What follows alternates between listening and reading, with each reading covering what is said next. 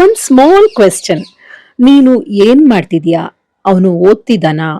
ಅವಳು ಬರೀತಿದ್ದಾಳಾ? ಮಳೆ ಬರ್ತಿದ್ಯಾ? ಇಂತಹ ಪ್ರಶ್ನೆಗಳನ್ನ ಇಂಗ್ಲಿಷ್ನಲ್ಲಿ ಹೇಗ್ ಕೇಳೋದು? ಸೆಂಟೆನ್ಸ್ ಎಲ್ಲಿಂದ ಶುರು ಮಾಡಬೇಕು? ಆರ್ ಉಪಯೋಗಿಸ್ಬೇಕೋ? ಈಸ್, ಆಮ್ ಕನ್ಫ್ಯೂಸ್ ಆಗ್ತಾ ಇದೆಯಾ?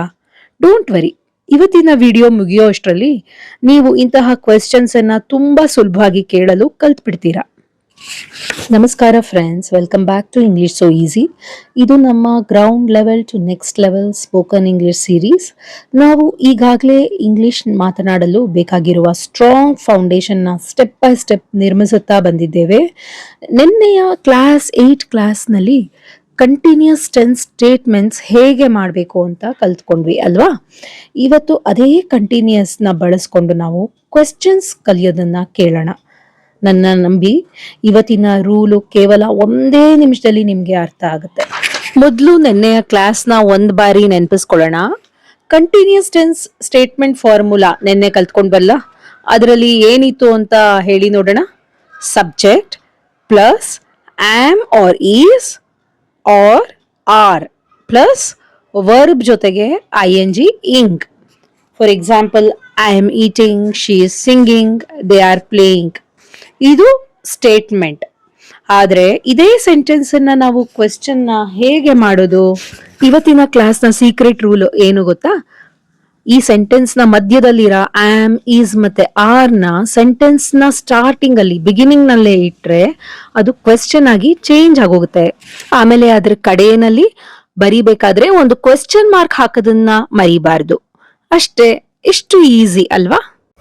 ಫಾರ್ಮುಲಾ ತುಂಬ ಸಿಂಪಲ್. ಮೊದಲು ಹೆಲ್ಪಿಂಗ್ ವರ್ಬ್, ಆಮೇಲೆ ಸಬ್ಜೆಕ್ಟ್, ಆಮೇಲೆ ವರ್ಬ್ ಜೊತೆಗೆ ING, ಕೊನೆಯಲ್ಲಿ ಒಂದು ಕ್ವೆಶ್ಚನ್ ಮಾರ್ಕ್. ನಿಮ್ಮ ಬಗ್ಗೆ ಕೇಳುವಾಗ ಆಮ್ ಉಪಯೋಗಿಸಿ, ಆಯ್ತಾ? ಒಬ್ಬ ವ್ಯಕ್ತಿಯ ಬಗ್ಗೆ ಕೇಳುವಾಗ ಇಸ್, ಒಂದಕ್ಕಿಂತ ಹೆಚ್ಚು ಜನರ ಬಗ್ಗೆ ಕೇಳುವಾಗ ಆರ್. ಈ ರೂಲನ್ನು ಮರಿಬೇಡಿ. ಈಗ ನಮ್ಮ ಫಾರ್ಮುಲಾನ ನಿಜ ಜೀವನದ ಉದಾಹರಣೆಗಳಲ್ಲಿ ಯೂಸ್ ಮಾಡೋಣ. ಮೊದಲನೇ ಎಕ್ಸಾಂಪಲ್, ನೀನು ಚಹಾ ಕುಡಿಯುತ್ತಿದ್ದೀಯಾ? ಇಲ್ಲಿ ಸಬ್ಜೆಕ್ಟ್ ನೀನು ಅಂದರೆ ಯು. ಯು ಜೊತೆಗೆ ಯಾವ ಹೆಲ್ಪಿಂಗ್ ವರ್ಬ್ ಬರ್ತಿದೆ ಹೇಳಿ? ಆರ್. ಹಾಗಾಗಿ ಪ್ರಶ್ನೆ ಹೀಗೆ ಇರುತ್ತೆ, ಆರ್ ಯು ಡ್ರಿಂಕಿಂಗ್ ಟೀ? ಬನ್ನಿ ನನ್ನ ಜೊತೆ ಒಮ್ಮೆ ಹೇಳಿ ನೀವು ಕೂಡ, ಆರ್ ಯು ಡ್ರಿಂಕಿಂಗ್ ಟೀ? ಮುಂದಿನ ಉದಾಹರಣೆ, ಅವನು ಓದುತ್ತಿದ್ದಾನಾ? ಇಲ್ಲಿ ಸಬ್ಜೆಕ್ಟ್ ಅವನು ಅಂದರೆ ಹಿ ಜೊತೆಗೆ ಹೆಲ್ಪಿಂಗ್ ವರ್ಬ್ ಈಸ್ ಬರುತ್ತೆ. ಹಾಗಾಗಿ ಈಸ್ ಹಿ ಸ್ಟಡಿಯಿಂಗ್?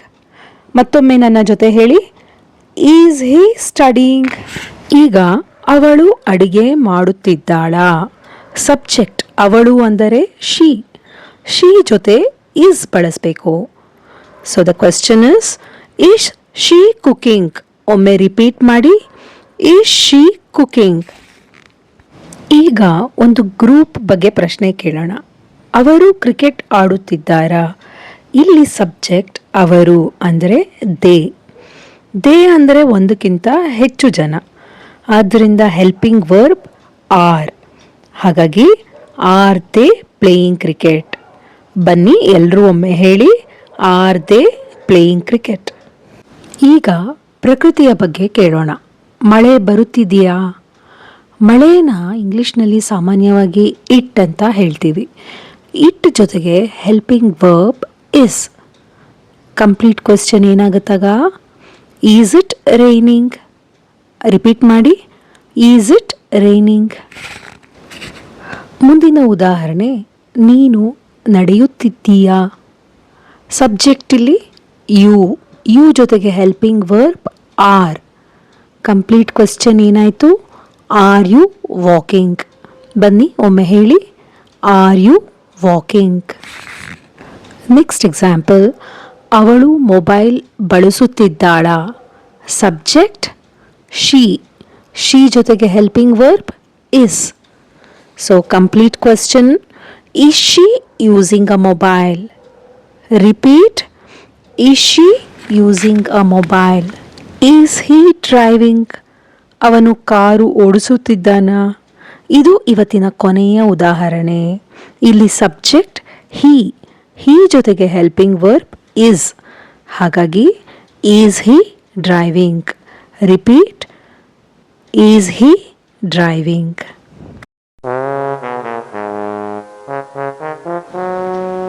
ಇದನ್ನು ನೀವು ನೆನ್ಪಿಟ್ಕೊಂಡ್ರೆ ಕಂಟಿನ್ಯೂಸ್ ಟೆನ್ಸ್ ಕ್ವೆಶ್ಚನ್ಸು ತುಂಬ ಈಸಿ ಆಗುತ್ತೆ. ನೆನ್ಪಿಟ್ಕೊಳ್ಳಿ, ಹೆಲ್ಪಿಂಗ್ ವರ್ಬ್ ಮೊದಲು ಬರುತ್ತೆ, ಸಬ್ಜೆಕ್ಟ್ ಆಮೇಲೆ, ಅದರ ನಂತರ ವರ್ಬ್ ಕೊನೆಯಲ್ಲಿ ING ಅಷ್ಟೇ.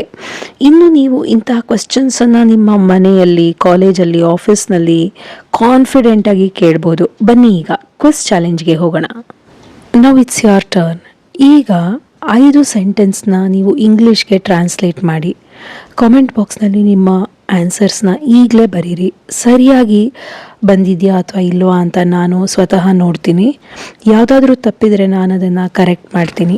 ಈ ವಿಡಿಯೋ ನಿಮಗೆ ಇಷ್ಟವಾಗಿದ್ದರೆ ದಯವಿಟ್ಟು ಲೈಕ್ ಮಾಡಿ, ನಿಮ್ಮ ಫ್ರೆಂಡ್ಸ್ ಜೊತೆ ಶೇರ್ ಮಾಡಿ. ನಾಳಿನ ಡೇ 10 ಕ್ಲಾಸ್ನಲ್ಲಿ ಮತ್ತೊಂದು ಇಂಟ್ರೆಸ್ಟಿಂಗ್ ಟಾಪಿಕ್ ಜೊತೆ ಸಿಗೋಣ. ಅಲ್ಲಿವರೆಗೆ keep practising because English is so easy. Thank you.